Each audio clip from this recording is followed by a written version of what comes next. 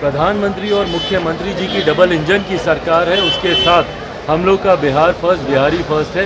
ये 40 की 40 सीटें बिहार में कि एनडीए एक तरफ जहां मजबूती से चुनाव प्रचार में जुट गया है, तो वहीं अभी तक सीट प्रत्याशी के विवाद में ही महागठबंधन, इंडी अलायंस जो भी बोले वो उलझाओ। भागलपुर में तो आज नामांकन है, नामांकन के लिए हम लोग जा रहे हैं, बट हाँ उसके बाद फिर हम लोग वहीं से जमुई जाएंगे। उससे पहले भी उनके परिवार के कई सदस्यों ने रूडी जी को हराने का प्रयास किया।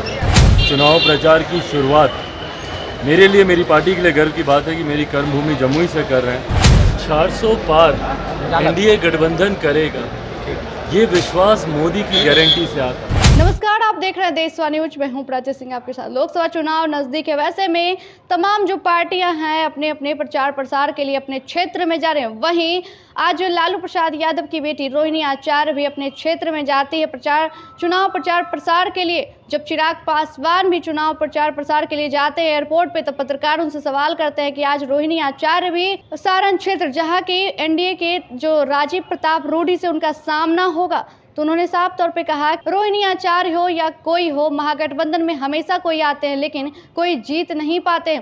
वहीं 4 अप्रैल को जमुई आने वाले हैं नरेंद्र मोदी, उन पर भी उन्होंने कहा कि हमारे क्षेत्र, हमारी कर्मभूमि पर नरेंद्र मोदी जी आ रहे हैं तो उनका हम स्वागत करेंगे। और वहीं आगे क्या कुछ कह चिराग पासवान, पहले उनकी बातों को सुनिए। भागलपुर में तो आज नामांकन है, नामांकन के लिए हम लोग जा रहे हैं, बट हाँ उसके बाद फिर हम लोग वहीं से जमुई जाएंगे।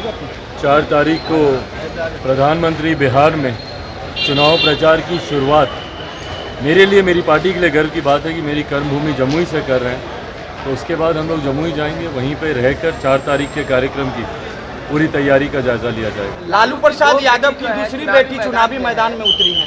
आज रोहिणी आचार्य अच्छी बात है, शुरुआत भी कर रही है, कह रही है राजीव प्रताप के रूढ़ी के रास्ते में रोड़ा बन के ही रहूंगी। जनता उससे पहले भी उनके परिवार के कई सदस्यों ने रूडी जी को हराने का प्रयास किया।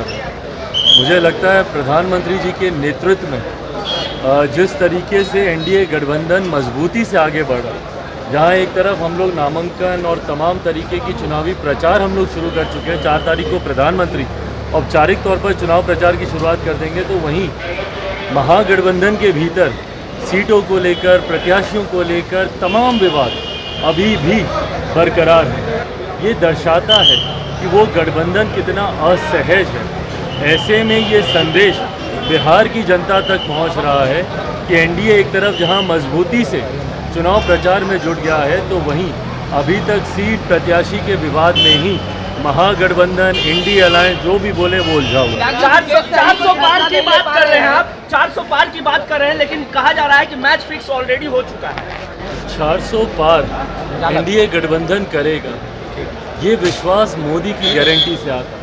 बिहार में 40 की 40 सीटें हम लोग जीतेंगे।